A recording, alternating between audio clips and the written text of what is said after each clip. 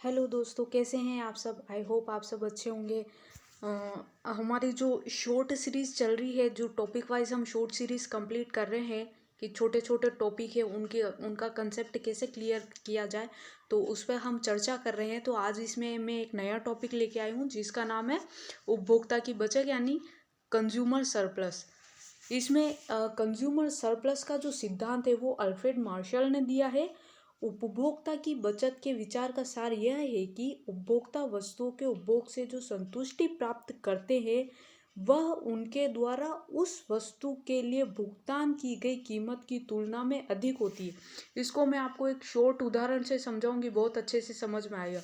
मान लीजिए आपको एक कार पसंद है, वो कार है 10 लाख रुपए की, ठीक है। लेकिन वो कार का जो वेरिएंट है, जो कलर है, वो अवेलेबल नहीं है। अब सेलर आपको ये कहता है कि कार आपको मिल जाएगी, लेकिन उसके लिए आपको 20,000 रुपये एक्स्ट्रा पे करने पड़ेंगे। तो आप वो कार लेना चाहते हैं, चाहे उसके लिए आपको 20,000 रुपये एक्स्ट्रा देने पड़े, ठीक है। तो आप 20,000 रुपये जो एक्स्ट्रा दे रहे हैं बनिस्पत कि आप उस चीज़ से वंचित रहे या आप उस चीज़ के बिना रहे, आप उस चीज़ के बिना रहने की बजाय ज़्यादा मनी देने के लिए तैयार है, तो दैट इज कॉल्ड उपभोक्ता की बचत यानी कि कंज्यूमर सरप्लस। वो 20,000 रुपये जो है वो उपभोक्ता की बचत कहलाएगा। यही बात इसमें लिखी हुई है। देखिए, यह देखा गया है कि उपभोक्ताओं में वस्तुओं की वास्तविक कीमत की अपेक्षा अधिक कीमत भुगतान करने की प्रवृत्ति पाई जाती है। उपभोक्ता की बचत को मापना सरल है। किसी वस्तु के उपभोग से वंचित रहने की अपेक्षा उपभोक्ता जो अधिकतम कीमत उसके लिए चुकाने के लिए तैयार है और जो कीमत वास्तव में वह उसके लिए चुकाता है, इन दोनों का अंतर ही उपभोक्ता की बचत कहलाता है। इसको हम डायग्राम से समझेंगे। देखिए, बहुत अच्छे से समझ में आएगा आपको। मैं बताती हूँ अभी। ये देखिए, ये उपभोक्ता की बचत है। हम जानते हैं कि मार्जिनल यूटिलिटी, कोई भी चीज़ कस्टमर कंज्यूम करता है तो मार्जिनल यूटिलिटी के अकॉर्डिंग उसका वो चलता है, प्रोसेस चलता है, ठीक है।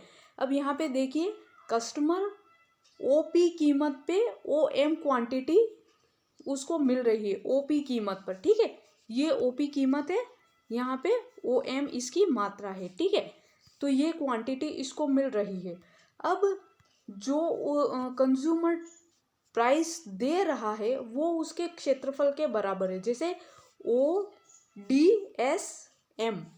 ठीक है। ये उसका टोटल प्राइस है, टोटल कमोडिटी कह सकते हो आप, जो भी यूटिलिटी इंक्लूडिंग प्राइस वगैरह, ठीक है। तो अब इसमें क्या है कि ओपी कीमत वो दे रहा है, लेकिन ओएमवी इकाई के लिए दे रहा है। ओएमवी इकाई जो है अंतिम इकाई है, उससे उपभोक्ता की बचत प्राप्त नहीं हो रही है। लेकिन मान लीजिए अगर ये अंतिम इकाई नहीं होके, अगर ये मान लीजिए ये क्वांटिटी यहाँ होती, ये एम यहाँ होता, तो इससे उपभोक्ता की बचत मिलती, प्राप्त होती, ठीक है।